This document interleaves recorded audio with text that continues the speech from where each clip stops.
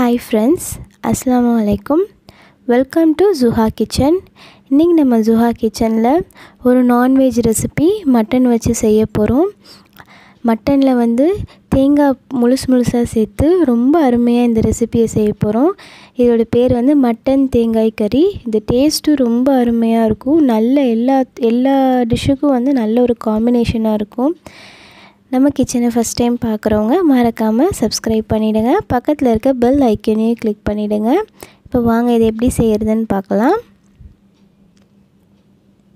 இதுக்கு வந்து நான் வந்து 250 கிராம் மட்டன் எடுத்திருக்கேன் போன்லெஸ்ஸாக.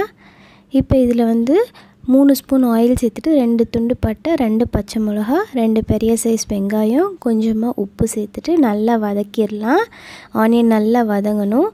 வதங்குறப்பவே வந்து இந்த தேங்காயும் முழுசாக நீளமாக சேர்த்திடணும்.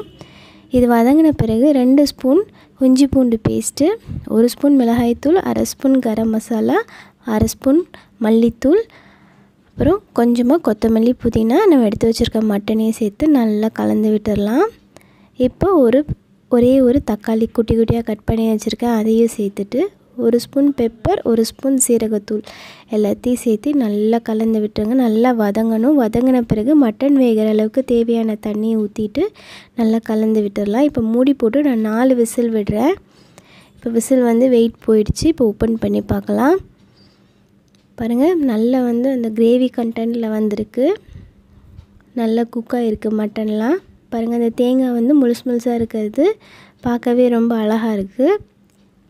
டேஸ்ட்டும் அப்படி தாங்க, ரொம்ப அருமையாக இருக்கும் இந்த டேஸ்ட்டு.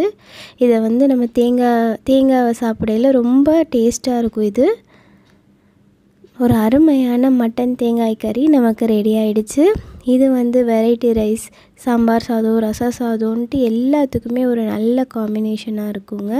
இது வந்து ஒரு டிஃப்ரெண்ட்டான டேஸ்ட்டும் இருக்கும். அந்த தேங்காய் சாப்பிடையில் வந்து ரொம்ப அருமையாக இருக்கும்.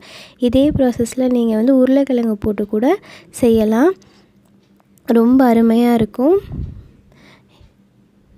ஒரு அருமையான தேங்காய் கறி, மட்டன் தேங்காய் கறி நமக்கு ரெடி ஆகிடுச்சு. இந்த வீடியோ பிடிச்சிருந்துச்சுன்னா லைக் பண்ணுங்கள், ஃப்ரெண்ட்ஸ்க்கெல்லாம் ஷேர் பண்ணுங்கள். மறக்காமல் நம்ம Zuha கிச்சனை சப்ஸ்கிரைப் பண்ணிவிடுங்க. இந்த வீடியோ எப்படி வந்துச்சுன்னு கமெண்ட் பண்ணுங்கள். பாய், தேங்க்யூ.